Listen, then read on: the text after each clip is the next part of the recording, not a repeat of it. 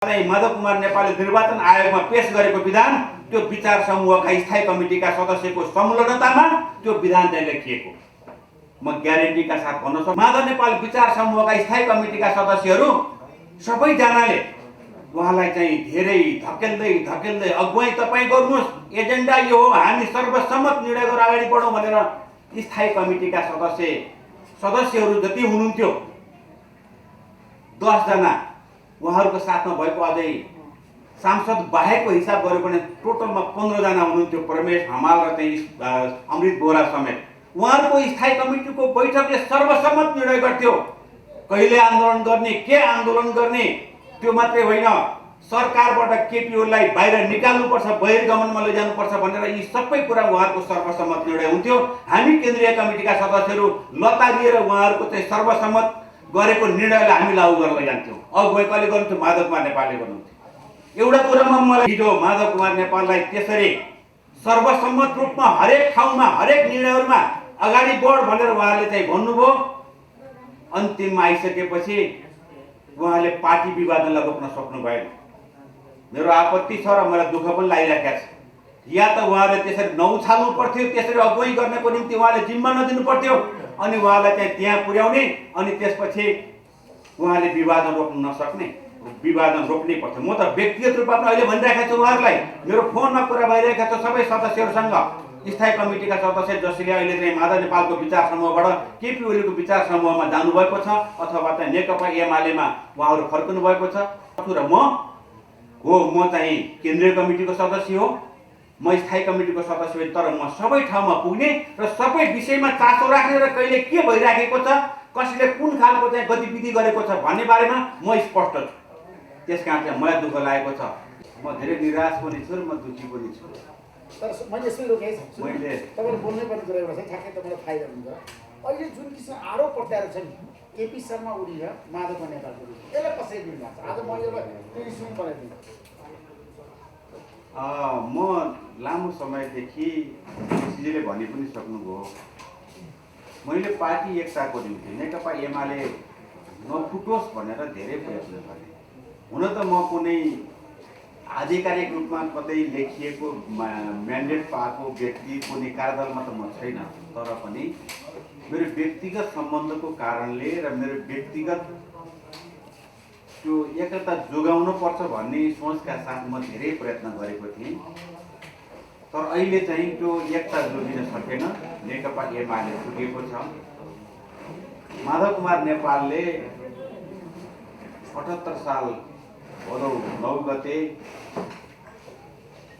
Nepal communist party एकीकृत समाजवादीको पार्टीको प्रमाणपत्र लिनुभएको छ र अहिले चाहिँ नेकपा एमाले विभाजित छ। यसमा म धेरै दुःखी छु र चाहिँ मलाई साँच्चै भन्दा त पहुँचको यहाँ अलिकति अन्यथा पनि हुन्छ, धेरै बोल्ने शब्द पनि आइरहेका छ। मलाई चाहिँ ऋषिजीले बोलाउनु भयो तर मसँग धेरै बोल्ने विषय छैन। म नआउँ भनेको अलिक बढी नै कर गर्नुभयो, त्यसपछि मात्रै म आएको। नभएदेखि म विषयवस्तुलाई यहाँ लिएर आएर उजागर गर्ने अनि म अलि उत्साहितका साथ सधैँ बोल्ने गर्थेँ, त्यो बोल्न सक्ने र बोल्ने विषयवस्तु पनि मसँग छैन। मात्रै मसँग पीडा छ, अहिले पार्टी विभाजन भएको पीडा छ। म जस्ता लाखौँ कार्यकर्ताहरू, हामी कार्यकर्ता नेकपा एमालेका कार्यकर्ता मात्रै होइन, कम्युनिस्ट पार्टीका कार्यकर्ता मात्रै होइन, सिङ्गो मुलुक अहिले एक खालको पार्टी विभाजनले दुखित भएको छ। दलीय व्यवस्थामा पार्टी कमजोर हुने भनेको व्यवस्था कमजोर हुने हो। जनताले विश्वास गर्न नसक्ने खालको राजनीतिक पार्टी बन्यो भने त्यसले भोलि व्यवस्थाले बलियो बनाउँदैन। त्यसकारण पनि जनताहरू दुखी छन्। नेपाली जनताले राजनीतिक स्थिरता चाहेका छन्। यो देशमा राजनीतिक पार्टीहरू सुदृढ भएको र उनीहरूले गरेको शासन व्यवस्थाले यो देशको भोलिको अग्रगमन र मुलुकलाई एउटा समृद्धिको बाटोमा पुर्याउँछन्। र हामीले लामो समयदेखि लडेर ल्याएको सङ्घीय लोकतान्त्रिक गणतन्त्रलाई सुदृढ गर्नको निम्ति संविधान सभा मार्फत हामीले 72/3 गते प्राप्त गरेको संविधानलाई रक्षा गर्नको निम्ति, त्यसको सम्वर्धनको निम्ति राजनीतिक पार्टीहरू लाग्छन् भन्ने कुरोमा चाहिँ नेपाली जनताहरू चाहिरहेका छन्। तर कता कता पार्टी विभाजित र कमजोर हुँदाखेरि त्यो पुरा नहुने हो कि भन्ने चिन्तामा नेपाली जनता छन्। तर हामीलाई के विश्वास छ भने आज पार्टी विभाजन भए पनि जनताको चाहना पुरा हुन्छ र यो देशमा सङ्घीय लोकतान्त्रिक गणतन्त्रलाई कसैले कुनै खालको पनि क्षय गर्न सक्दैन। अनेक खालका यहाँ कुप्रयत्न हुन्, तर सङ्घीय लोकतान्त्रिक गणतन्त्र र नेपाली जनताको संविधान सभाबाट प्राप्त भएको संविधान यो कहिल्यै पनि कुनै हालतमा पनि यो छेदविच्छेद हुँदैन। तर पनि राजनीतिक पार्टीहरू धेरै सोच्न पर्ने आवश्यकता छ र जनताको र मुलुकको आवश्यकता पुरा गर्नको निम्ति हामीले धेरै आफूलाई समर्पण गरेर देशको निम्ति हामी राजनीतिक कर्मीहरूले, राजनीतिक नेताहरूले हामीले ठुलो समर्पण गर्नुपर्ने, ठुलो त्याग गर्नुपर्ने आवश्यकता छ। यति मात्रै हो। र अहिले म मेरो पार्टीकै विषयमा थोरै कुरा के राख्नु भने मैले भनिसकेँ, म लामो समयदेखि यसको प्रयत्नको निम्ति अथवा पार्टीलाई एक भइरहोस्, नेकपा एमाले, नेपाली जनता र सिङ्गो नेकपा एमालेका कार्यकर्ताहरू सग्लो एमाले देख्न चाहन्थे। त्यसको निम्ति मैले पनि आफ्नो तर्फबाट सक्दो प्रयत्न गरेको थिएँ। यति मात्रै म भनौँ यहाँ कि मैले 9 गते मात्रै निर्वाचन आयोगमा माधव कुमार नेपालको तर्फबाट पेश भएको पार्टी विभाजनको निम्ति नेपाल कम्युनिस्ट पार्टी एकीकृत समाजवादीको शनाखत हुँदै थियो। तर म 7 गते रघु पन्त र म हाम्रो पार्टी अध्यक्ष केपी ओली शर्माकोमा पौने 2 घण्टा हामी राति पौने 12 बजेसम्म पनि एकताको प्रयत्न गर्दै थियौँ। हामीले भनेका थियौँ उहाँलाई, हामी माधव कुमार नेपालसँग कुरा गरेका थियौँ। हामीले 6 गते साँझ माधव कुमार नेपालसँग कुरा गऱ्यौँ र माधव कुमार नेपालले के भन्नुभयो भने म पार्टी एकताको निम्ति तयार छु, तर मलाई जुन कारबाही गरिएको छ त्यो कारबाहीको फिर्ताको पत्र आउनु पर्यो र सँगसँगै मलाई पार्टी एकताको निम्ति नेकपा एमालेका अध्यक्ष केपी ओली शर्माबाट विश्वासयोग्य प्रस्ताव आउनु पर्यो। त्यो विश्वासयोग्य प्रस्ताव आएको खण्डमा म पार्टी एकताको निम्ति तयार छु। मैले निवेदन दिएको र मैले पेश गरेको मेरो आवेदन निर्वाचन आयोगबाट फिर्ता लिन र चाहिँ त्यो शनाखत रोक्न म तयार छु, तर यदि विश्वासयोग्य प्रस्ताव आएन भनेदेखि म अगाडि बढ्छु भन्नुभएको थियो। हामीले उहाँलाई, माधव कुमार नेपाललाई पनि अनुरोध गरेका थियौँ।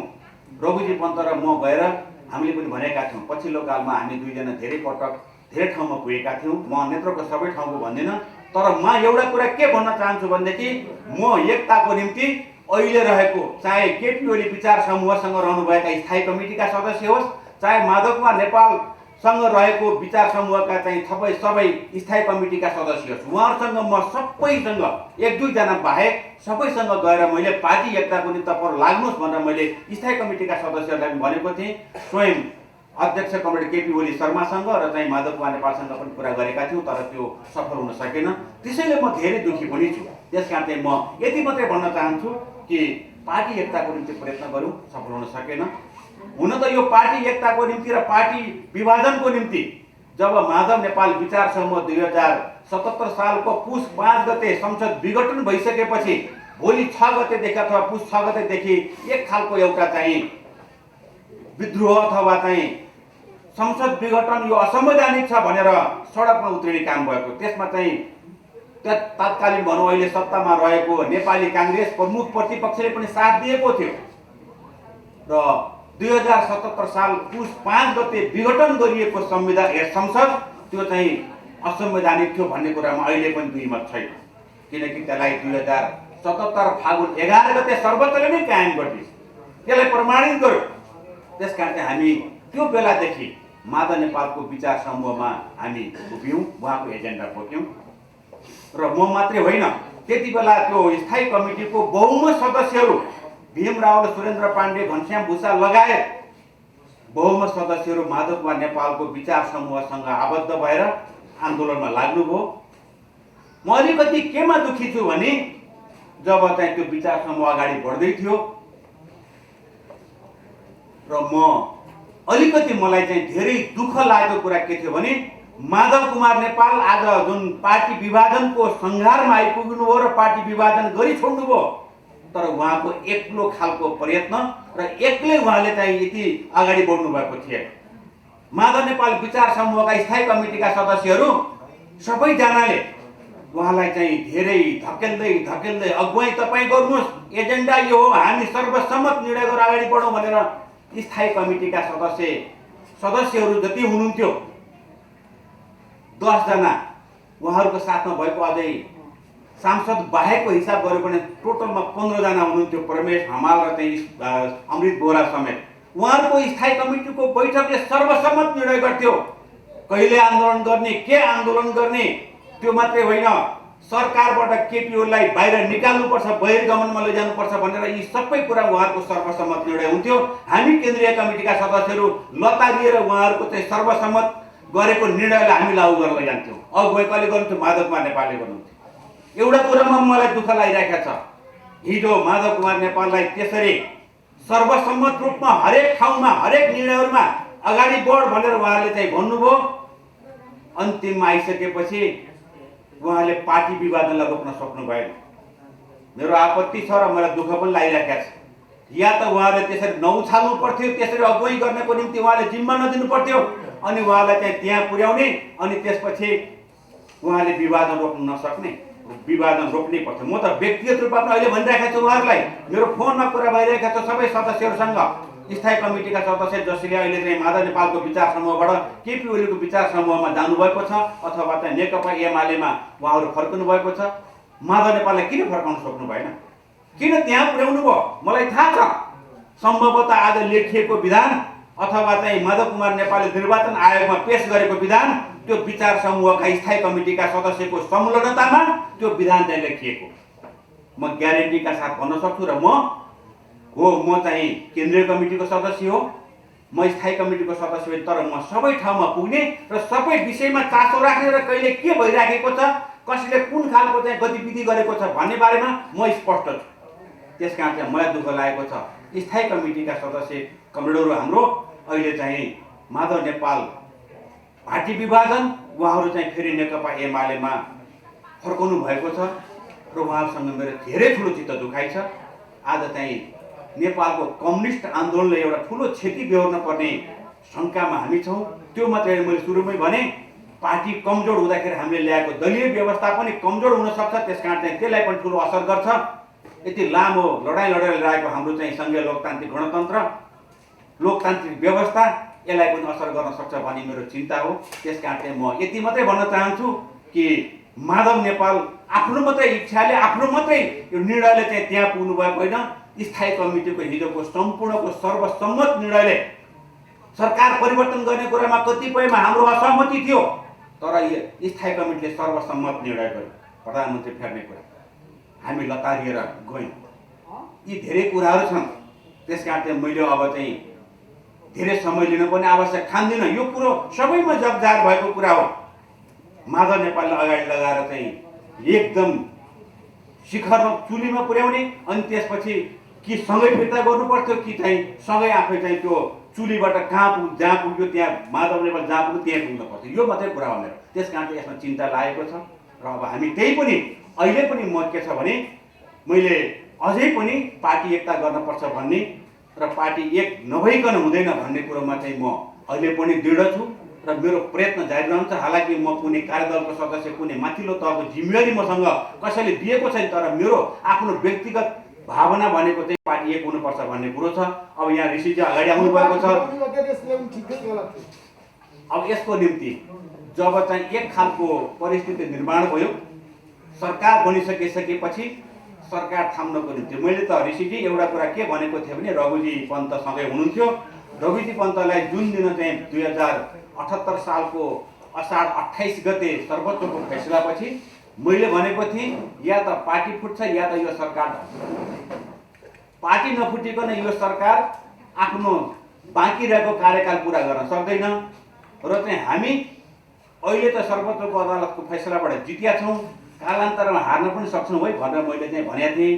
त्यसकारण त यसका त धेरै कुराहरू छन्, यस विषय मैले धेरै प्रश्न पार्न पर्दैन, किनकि यहाँ सबैको बिचमा यो बौद्धिक जगत, यो पत्रकारिताको क्षेत्रमा लागेको र चाहिँ अब सम्भवतः चाहिँ यो टेलिभिजन हेर्ने सम्पूर्ण दर्शकहरूले आफै मूल्याङ्कन गरिसक्नु भएको छ। त्यसकारण चाहिँ अब यो ठिक बेठिक आफ्नो ठाउँमा छ, तर एउटा मात्रै कुरा के हो भने पार्टी विभाजनले ठिक गरेको छैन, यो मात्रै कुरा। त्यसो ठ्याक्कै तपाईँ कता हुन्छ अहिले माधव होइन अब म त अहिले तपाईँको कार्यक्रमको माइकको अगाडि छु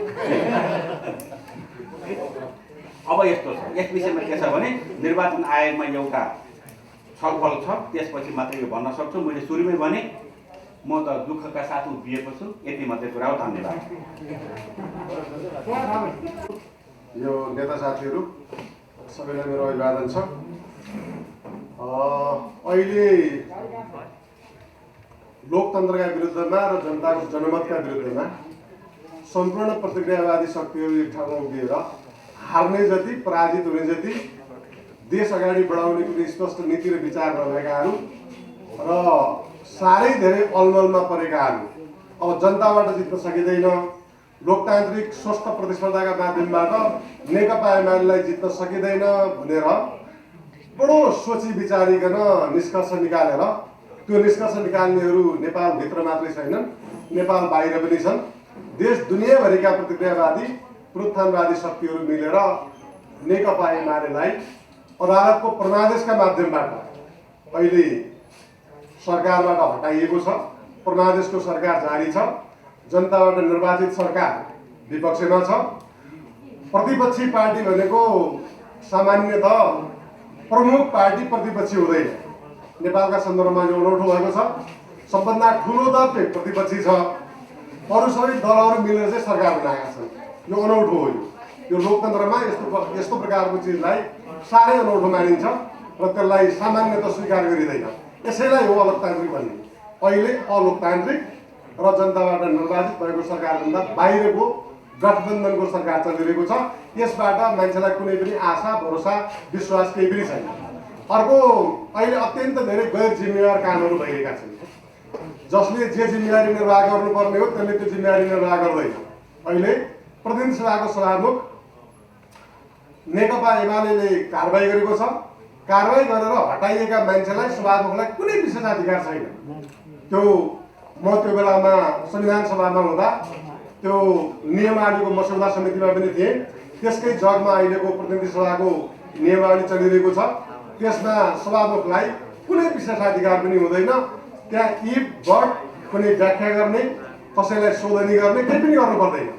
दलले जब विधिपूर्वक कुनै दलका सदस्यहरूलाई अनुशासन कायम गराउनका निम्ति कारबाहीको प्रक्रिया अगाडि बढाउँछ लिखित रूपमा जान्छ र त्यो लिखतलाई सभामुखले यदि प्रतिनिधि सभा चलिरहेको छ भने प्रतिनिधि सभाको बैठकमा त्यो चलिरहेको छैन भने सूचना पार्टीमा सूचना टास्नुपर्छ त्यसमा कुनै पनि विशेषाधिकार छैन अलमल गर्न पनि पाइँदैन र त्यसमा कुनै सीमा समय लिन पाउने समय बाही गर्ने यस्तो पनि गर्न पाइँदैन तर अब त्यो के भएको छ त भन्दा नेकपा एमालेलाई विभाजित गर्नु छ नेकपा एमालेलाई विभाजित मात्रै गर्ने होइन अर्को दल खडा गर्नुपर्ने छ त्यसलाई वैधानिकता दिनुपर्ने छ त्यो वैधानिकता दिनका निम्ति निर्वाचन आयोगलाई कुरेर निर्वाचन आयोगमा त एउटा कायदे चिठी पठाएको रहेछ फेरि त्यो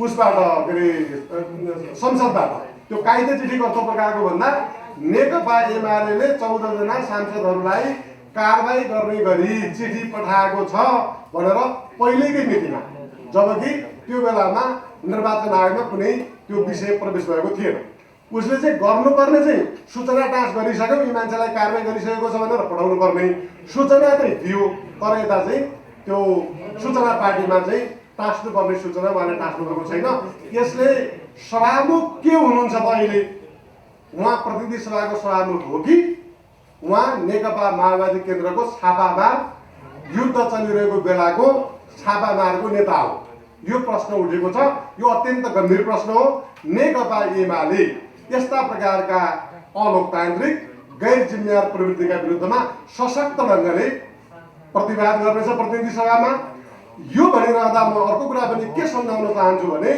नेकपा एमाले अहिले पनि सरकारमा छैन प्रतिनिधि सभामा प्रमुख पार्टी हो पहिलो पार्टी हो त्यो पहिलो पार्टीलाई अनादर गरेर यस्ता गैर जिम्मेवार कामहरू गरेर षड्यन्त्र गरेर जालझेल गरेर रोक्न सकिन्छ जनताको जनमत प्राप्त गर्न सकिन्छ भन्ने कसैलाई लागेको छ भने त्यो दिवा सपना हुनेछ हामी राजनीतिक रूपमा प्रतिवाद गर्नेछौँ र कानुनी रूपमा पनि यसको उपचार खोजिनेछ अब ऋषिजीले अर्को सोध्नु भएको थियो के सोध्दै हुन्थ्यो मलाई भने अब अध्यादेशको कुरा अघि पनि प्रसङ्ग आयो, पार्टी विभाजनको कुरा मभन्दा ठिक अगाडि बोल्ने सोम पाण्डेजीले भन्नुभयो, उहाँ पार्टीको केन्द्रीय सदस्य हुनुहुन्छ, पार्टीको केन्द्रीय सदस्य कहाँ हुनुहुन्छ भन्ने प्रकारको कुरा भन्न नसक्ने अवस्थामा हुनुहुन्छ। यस सन्दर्भमा म थोरै तपाईँहरूलाई के विश्लेषण सुनाउँ भने अहिले अनेक प्रकारका षड्यन्त्रकारीहरूले नेकपा एमालेभित्र आँधी हुरु सिर्जना भयो। आँधी र हुरीको बेलामा सिक्वेन्सहरू चाहिँ भत्किन्छ, पुराना जो सिक्वेन्सहरू हुन्छन् नि ती भत्किन्छन्, जो मान्यताका हिसाबले, मूल्यका हिसाबले, नीति र उद्देश्यका हिसाबले, लक्ष्य र ध्येयका हिसाबले जो परिपक्व हुँदैन, जो स्पष्ट छैन, विभिन्न कारणले विभिन्न पदहरूमा पुगेको छ, ती पदमा पुगेका कारणले गर्दाखेरि मान्छे सही भएर उभिन सक्ने होइन। उभिन किन सक्छ त भन्दा त्यो लक्ष्य र उद्देश्यले हो, सिद्धान्तप्रतिको प्रतिबद्धताले हो, त्यसप्रतिको स्पष्टताले हो। जो मान्छेहरू नीतिमा विचारमा परिपक्व थिएनन्, अहिले नेकपा एमालेमा यो अलिकति आएको आँधीहुरीहरूले चलाइदिए। त्यो आँधीहुरीमा उहाँहरू चाहिँ कता हो, कति यस्तो भएका छन्, कति ढलेका छन्, कति लडेका छन्, पुनः उठेर अगाडि बढ्न नसक्ने गरी ढलेको स्थिति पनि छ। त त्यसैले म यसमा के भन्न चाहन्छु त भन्दाखेरि अध्यादेश जो सरकारले ल्यायो, पहिले पनि अध्यादेश आएको थियो। यहाँ नेताहरू हुनुहुन्छ, हाम्रो इन्जिनियर हुनुहुन्छ, उहाँहरू के भन्नुहुन्थ्यो त्यसलाई भने प्रतिगमन। यदि केपी ओलीले ल्याउनु भएको अध्यादेश प्रतिगमन थियो भने यो अहिले ल्याएको चाहिँ कति गुणा बढी प्रतिगमन हो त? त्यो बेलामा त भएको संसदले बनाएको जुन कानुन थियो त्यसमा 40% केन्द्रीय कमिटीको र प्रतिनिधि सभाको 40% भयो भने दल विभाजन गर्न पाइने त्यो व्यवस्था थियो। त्यसमा वा हटाइएको थियो, एउटातिर ल्यायो भने चाहिँ पुग्ने बनाइएको थियो। त्यो कसले बनाएको कानुन थियो त भन्दाखेरि त्यो संसदले बनाएको कानुन थियो। अहिले त्यति मात्रै भएको छैन, 20% पुर्याइएको छ, अर्थात् हिसाब गरिएको छ। माधव नेपाललाई पार्टी विभाजन गरेर वैधानिकता दिनका लागि कति सङ्ख्या चाहिन्छ? मैले पहिले पनि भनेको थिएँ एकपल्ट यस्तै मिडियाहरूमा, अब यो अध्यादेश आउँदैछ कति प्रतिशतवाला ल्याउलान् भन्दा माधव नेपालले जति पुर्याउन सक्नुहुन्छ, यदि 20% पुर्याउन सक्ने खालको स्थिति भएन भने 15% भए पनि त्यो 15 ल्याउँछ भनेपछि यस प्रकारले ल्याइएको छ। र त्यो कसरी ल्याइएको छ भने अध्यादेशको सिद्धान्त विपरीत। अध्यादेश भनेको संसदमा चलिरहेको बेलामा कुनै काम गर्नै पर्ने भयो, नगरी नहुने भयो, त्यस्तो अवस्थामा बाधा पर्ने भयो, व्यवधान पर्ने भयो, देश अगाडि बढ्नै पर्ने भयो, के समस्या पर्ने भयो भनेपछि मात्रै अध्यादेशको सिद्धान्त त्यहाँबाट आएको। म कानुनको विद्यार्थीका हिसाबले पनि त्यो भन्न चाहन्छु। अध्यादेशको सिद्धान्त विपरीत र संविधानको व्यवस्था विपरीत, कानुनी सिद्धान्तको व्यवस्था विपरीत यो अध्यादेश ल्याइएको छ। र अध्यादेशले फेरि माथि प्रतिनिधि सभाको मात्रै कुरा होइन, त्योभन्दा खतरनाक काम यसले गरेको छ कि स्थानीय तहका प्रतिनिधिहरूले पनि 21 दिनभित्र दल रोज्न पाउने, एउटा दलबाट निर्वाचित भएर आइसकेको मान्छेलाई प्रदेशमा पनि रोज्न पाउने, स्थानीय तहमा पनि रोज्न पाउने भनेको छ। जबकि त्यो बेलामा म मस्यौदा समितिमा थिएँ, त्यो संविधान सभाको, हामीले तल यसरी दल विभाजित गर्ने प्रकारको त्यहाँ प्रश्नलाई त्यहाँ निरूपण गरिएको छ। त्यो गर्न हुँदैन। माथि सङ्घीय संसदमा यदि विभाजन भयो र आधिकारिकता प्राप्त गर्नका निम्ति त्यो व्यवस्था राखे पनि तलको लागि राख्नु हुँदैन भनिएको थियो। त्यो किन थियो त भन्दा एउटा प्रसङ्ग म यहाँ तपाईँहरूलाई जोड्न चाहन्छु। 15 सालमा जब विश्वेश्वर प्रसाद कोइरालाको 2/3 बहुमतको सरकार भयो, बिपीले पछि समीक्षा गर्नुभएको छ किन त्यो बेलामा हामीले लोकतन्त्रलाई जोगाउन सकेनौँ भन्दाखेरि उहाँले समीक्षा गर्नुभएको छ, एउटा सेनामा हामीले पकड भएन, त्यसमा हाम्रो धेरै ठुलो कमजोरी भयो। अर्को स्थानीय तहसम्म लोकतन्त्रलाई हामीले प्रवेश गराउन सकेनौँ, जरा हाम्रो कमजोर भयो। माथि लोकतन्त्र थियो तर तल हाम्रो गाउँमा जग थिएन, जसका कारणले गर्दा हामी माथि गरिएको कुटका विरुद्धमा जनता उठाउन सकिएन। यो विश्वेश्वर प्रसाद कोइरालाले धेरै पछि निकाल्नु भएको निष्कर्ष हो। म नेपाली काङ्ग्रेसलाई प्रश्न गर्न चाहन्छु। अहिले नेपाली काङ्ग्रेस आफै आफ्ना मतिले, आफ्ना गतिले, आफ्ना विचारले, आफ्ना दृष्टिकोणले कुनै लक्ष्य र उद्देश्य बताएर के अब नेपाली काङ्ग्रेस चल्न सक्दैन? नेकपा एमालेलाई कमजोर तुल्याउनका निम्ति षड्यन्त्रको माध्यमबाट मात्रै एमाले कमजोर बनाएर देशको राजनीति गर्न चाहेको हो। उसले लोकतन्त्रको भविष्य हेर्नुपर्छ कि पर्दैन? लोकतन्त्रका विश्वव्यापी मान्यताहरूलाई हेर्नुपर्छ कि पर्दैन? अघि पछि ठुल्ठुला लोकतन्त्रका कुरा गर्ने नेपाली काङ्ग्रेसले कति धेरै तर्सेको, कति धेरै डराएको। काङ्ग्रेसको इतिहास मैले अलिकति तपाईँहरूलाई पल्टाएर हेर्न म अनुरोध पनि गर्न चाहन्छु। एकैछिन सुन्नुहोस्। 54 सालमा वर्तमानसँग इतिहासको कुरा जोडिन्छ यहाँ। 54 सालमा पार्टी विभाजन हुँदाखेरि नेपाली काङ्ग्रेसले ठिक त्यसै गरिकन त्यो बेलामा स्थानीय तहका मान्छेहरू जहाँ गए पनि तिनीहरूको पदमा जाने व्यवस्था गरेका थिए। भन्नुको मतलब काङ्ग्रेसको लोकतन्त्रप्रतिको निष्ठा छ कि छैन, आस्था छ कि छैन, विश्वास छ कि छैन? मैले त्यो विश्वास देखिरहेको छैन तथ्यबाट, भाषण गरेर आस्था प्रकट हुने होइन। त्यस कारणले म नेपाली काङ्ग्रेस अहिले जो सरकार सञ्चालन गरिरहेको छ त्यसलाई भन्न चाहन्छु, लोकतन्त्रका विश्वव्यापी मान्यताहरू त्यसमा अडियौँ। देश जोगाउने कुरा भनेको चाहिँ पार्टी बलियो बनाएर जोगाउने हो।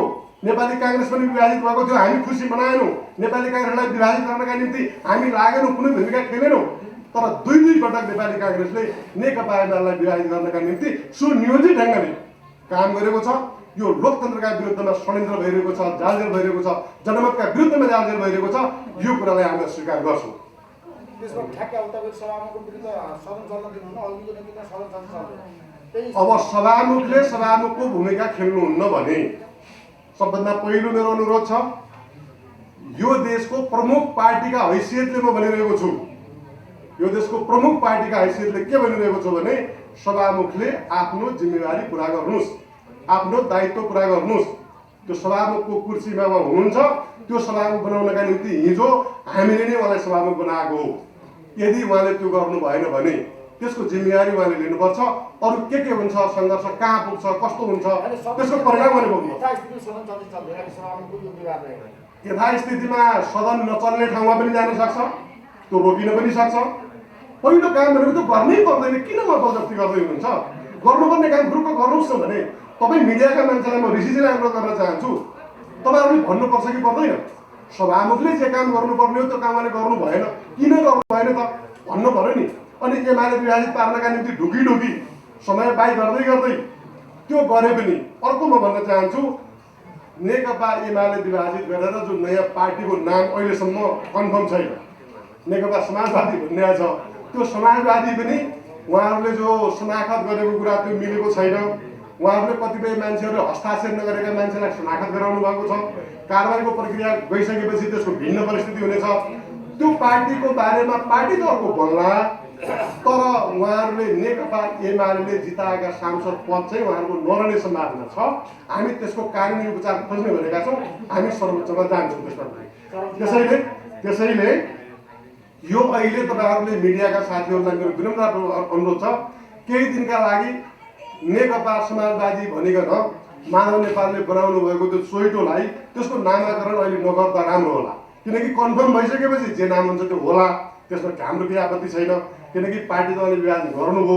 मैले पहिले पनि भन्दै आएको के हो भने विभाजन गर्नका निम्ति यो अध्यादेशवाला कुरा प्रमुख होइन, त्यो खालि त्यो के काम हो त त्यसको भन्दा हिजोका पद जोगाउनका लागि मात्र अध्यादेश हो। पार्टी विभाजन गर्नका निम्ति हाम्रा पद गए पनि जान्छन् भन्छन् नि त मान्छे, होइन? सांसद रहिरहनुपर्छ, मन्त्री रहिरहनुपर्छ, अनि त्यसपछि मात्रै हामी पार्टी फुटाएको कुरालाई अलिकति त्यसलाई तल पनि दरार सिर्जना गर्न सक्छौँ भनेको त यो अनैतिक काम हो। यो कुनै विचार उद्देश्य त्यसका निम्ति गरिएको काम होइन भन्ने कुरा चाहिँ स्पष्ट हुन्छ। त त्यस कारणले गर्दाखेरि म समग्रमा यहाँहरूलाई के भन्न चाहन्छु भने तपाईँ हामी सबै नेपालमा लोकतन्त्रका निम्ति लडेका हौँ। लोकतान्त्रिक मूल्य र मान्यतालाई स्थापित गर्नु हामी सबैको साझा कर्तव्य हो। अहिले एमालेका विरुद्धमा बहुत खुसी हुनुपर्ने कुरा केही पनि छैन। र अर्को म के पनि भन्न चाहन्छु भने सबै शक्तिहरू हाम्रा विरुद्धमा आउन्, सङ्गठित हुन्, गठबन्धन बनाउन्। यी सबै गठबन्धनलाई पराजित गर्न सक्ने ताकत नेकपा एमालेसँग छ। वडादेखि लिएर यो देशका जति पनि तबकाहरू छन्, तहहरू छन्, ती सबै तह र तबकामा नेकपा एमालेको गहिरो प्रभाव छ।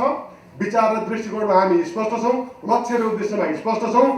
यो लक्ष्य उद्देश्य नभएकाहरूले पार्ने भ्रममा जनता लामो समय रहँदैनन्। स्पष्टताका साथ भन्छु, अब हुने कुनै पनि चुनावमा फेरि भन्छु, यो ऋषिजी यो राखिरहनु होला, तपाईँहरू पनि बजाउनु होला, नेकपा एमाले फेरि बहुमतका साथ आउनेछ। मिन्जीलाई म यहाँनिर भन्न चाहन्छु, एकपल्ट मिन्जी र म एउटै कार्यक्रममा थियौँ, स्थानीय तहको चुनाव हुँदै थियो। उहाँले त्यो बेलामा भन्दै हुनुहुन्थ्यो, मैले त्यो बेलामा भनेको थिएँ, अब यो जसो गरेर भए पनि अहिले चुनाव चलिरहेको छ, नेपाली काङ्ग्रेसले जित्नेछ उहाँले भन्नुभएको थियो। मैले के भनेको थिएँ भने यो रेकर्ड रहन्छ है, फेरि बजाउनु पर्ला। नेकपा एमाले तपाईँहरूको सबै गठबन्धनलाई च्यातेर स्थानीय तहमा एक्लै जित्छ मैले भनेको थिएँ। अब पछि त्यो मिन्जीले कतिको सुन्नुभएको छैन। त्यसैले अहिले म के भन्छु भने फेरि पनि नेकपा एमाले यो देशको प्रमुख पार्टी अहिले हो, भोलि बहुमतको सरकार हामी चलाउँछौँ। सबै षड्यन्त्र सबै जाललाई हामी च्याचुत पार्छौँ र स्पष्ट राजनीतिक दिशा लिएर हामी अगाडि बढ्छौँ। धन्यवाद। लाख भोट जोडेर 46 लाख 31 लाख र 45 लाख मत भएको थियो गएको निर्वाचनमा। कङ्ग्रेस एक्लैले 35,47,000 मत प्राप्त गरेको छ। कङ्ग्रेस एक्लै।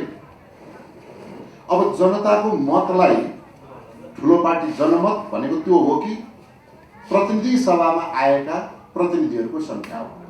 यो दुईटा दृष्टिकोण छन्। एकपटक जर्मनी र दक्षिण कोरियाको फुटबल भएको थियो। जर्मनी हार्यो, दक्षिण कोरियाले जित्यो। तर फिफाको र्याङ्कमा कोरिया कहाँ छ, जर्मनी कहाँ छ? आज कङ्ग्रेस र नेकपा एमाले त्यही हो।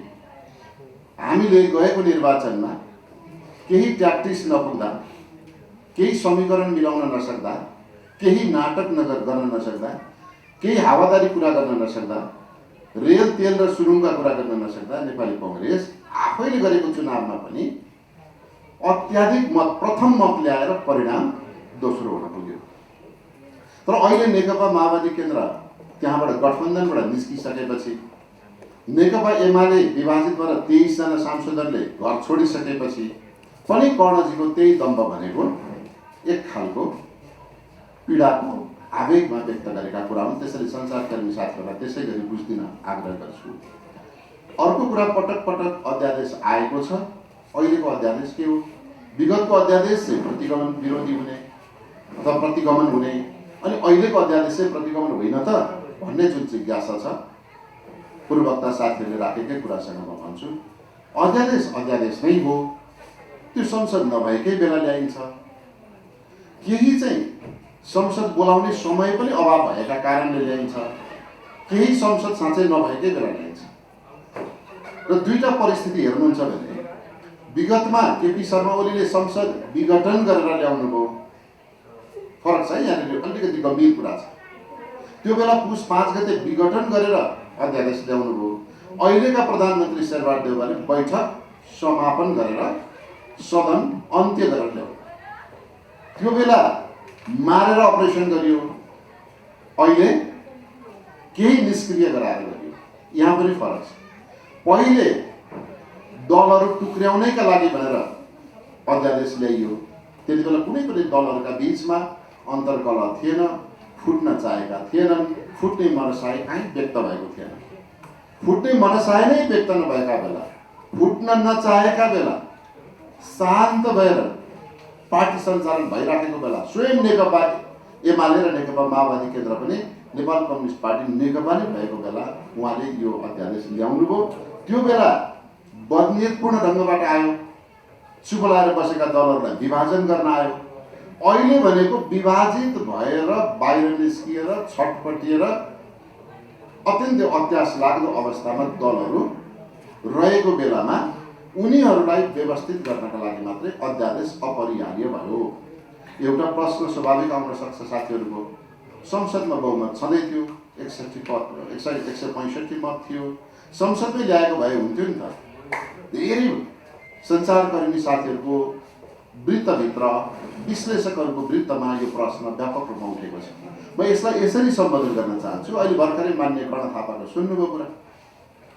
अब दलहरू फुटिसकेपछि, नेकपा एकीकृत समाजवादी भइसकेपछि, लोकतान्त्रिक समाजवादी भइसकेपछि त उहाँले संसद चल्न नदिने भन्नुभएको छ भने झगडा भइराखेको बेलामा फुटाउने अध्यादेश अथवा विधेयक ल्याउँदा त्यो संसद चल्थ्यो कि चल्दैन थियो?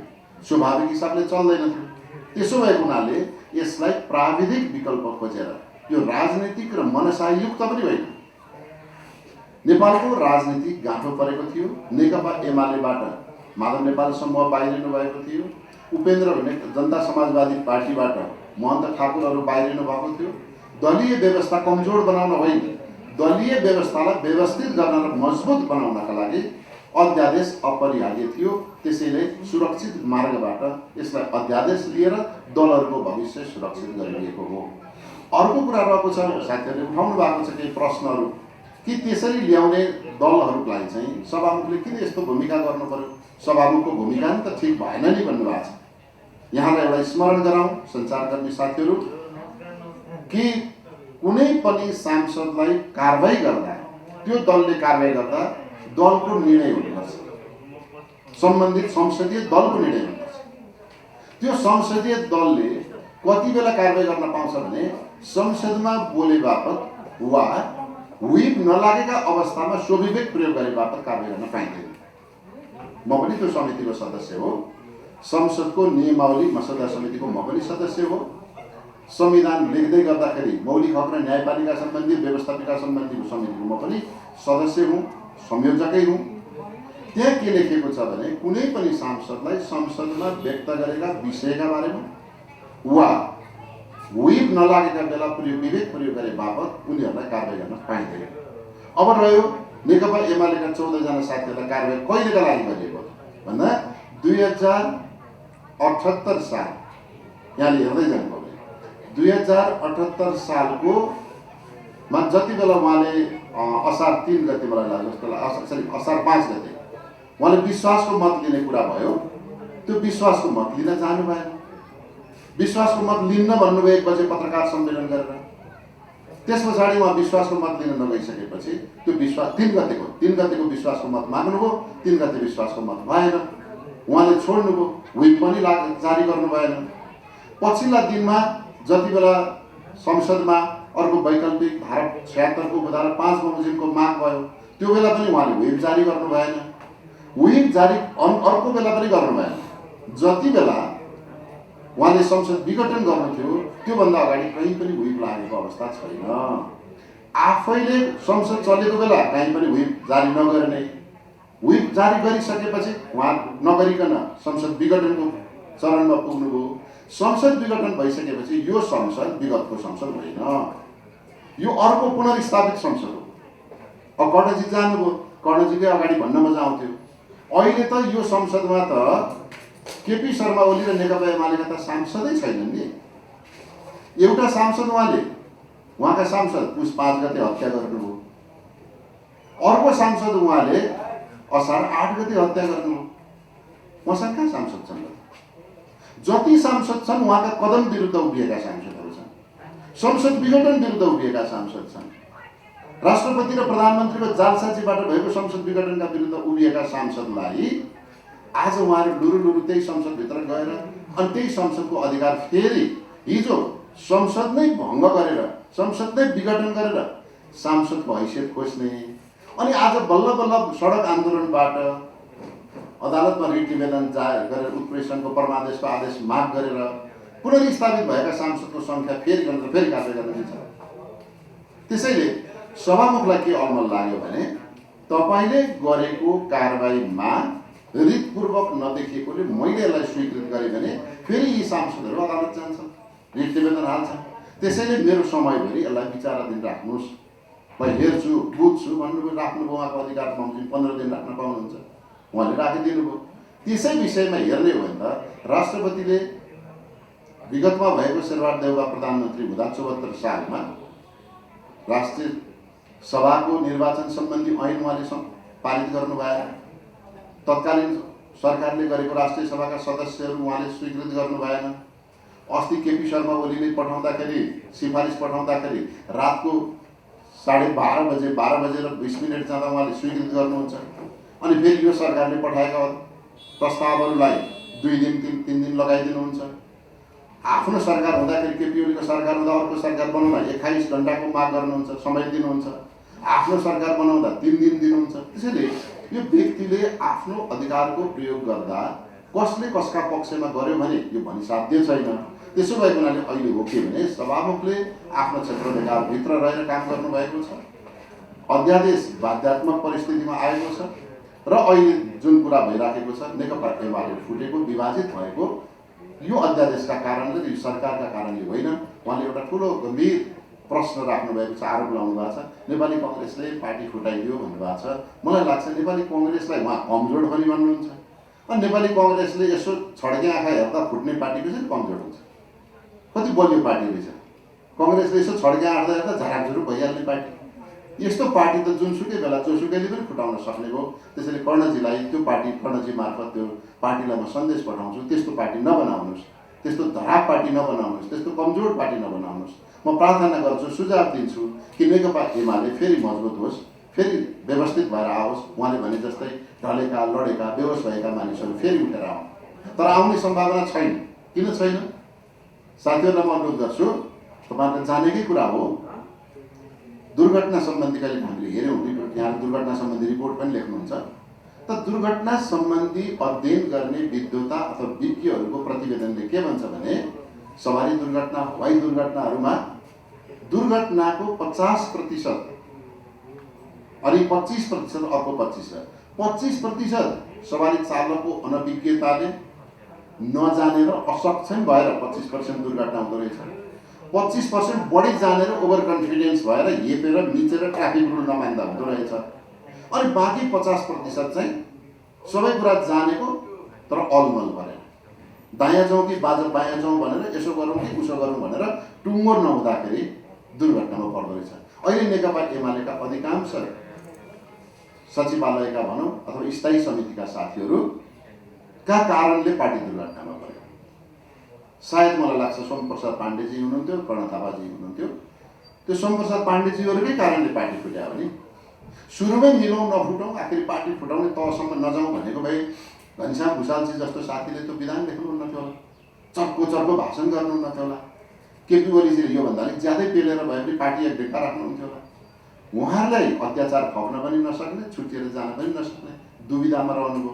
दुविधामा रहेका साथीहरूलाई के लाग्यो भने माधव कुमार नेपाल जस्तो प्रधानमन्त्री भइसकेको व्यक्तिलाई स्वाभिमानको कुरा आयो होला, 18 वर्ष पार्टीको नेतृत्व गरेको व्यक्तिलाई स्वाभिमानको कुरा आयो होला। अब उहाँलाई के भयो भने ओरदोर गर्ने साथीहरूले दुईतिरकै स्वाद चाख्नुभयो, कुन चाहिँ ठिक छुट्याउन सक्नु भएन। त माधव नेपाल अलग विचार समूह बनाएर हिँडेको साथीलाई आफ्नो विचारको अडानमा उभिन मन लाग्यो, पार्टी फुट्यो। त्यसैले दोधारमा बस्ने रिपोर्टर्स क्लबको माइक अगाडि मात्रै ठिङ्ग उभिने साथीहरूका कारणले पार्टी अलमलिएको। यो काङ्ग्रेसको यसमा कुनै भूमिका छैन। रह्यो काङ्ग्रेस खुसी भयो कि भन्ने लागेको छ, हामी खुसी छैन। हामी बहुदलीय संसदीय व्यवस्थाको जननी पार्टी, यसको प्रवर्तक पार्टी, यसको रक्षक पार्टी। हामी दल फुट्दा खुसी हुँदैनौँ, दल जुड्दा खुसी हुन्छौँ। होइन भने विगतमा हामीसँगै रहेको नेकपा माओवादी केन्द्र सरकारमा सँगै रहेकोले चुनावमा चाहिँ अर्को दलसँग मिसेर चुनाव लड्छु भन्दा हामी चुनाव स्थगित पनि गर्न सक्थ्यौँ नि। तर हामीले चुनाव रोकेनौँ। हामीले भन्यौँ दलहरू मिल्न पाउँछन्, दलहरू फुट्न पाउँछन्, मिल्नुहोस्, फुट्नुहोस्, जुट्नुहोस्, निर्वाचन गरी छाडौँ भनेर हामी निर्वाचन गयौँ।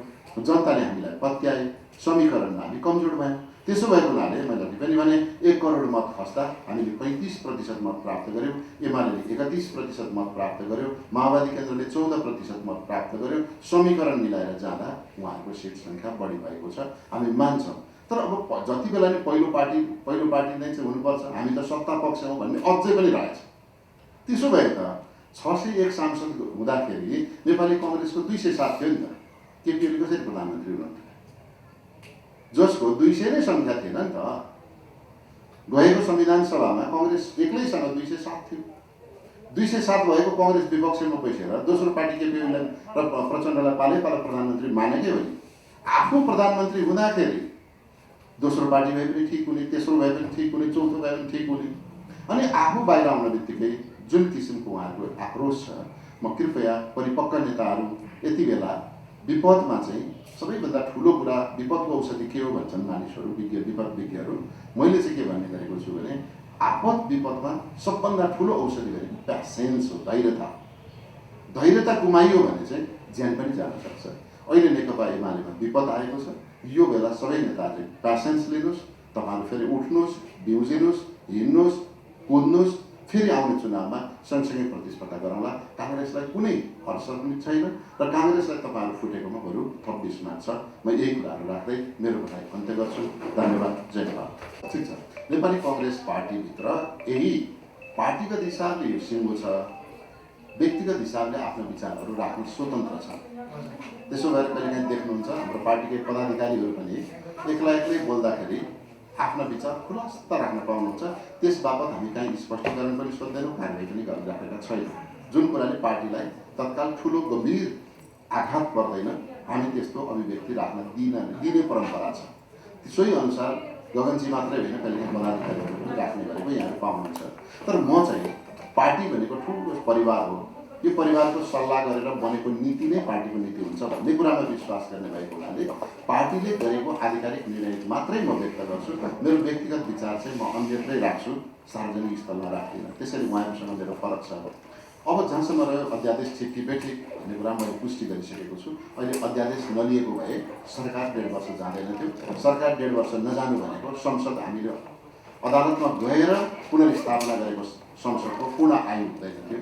त्यसो भए संसदको पूर्ण आयुका लागि सरकार निरन्तर चल्नु जरुरी छ।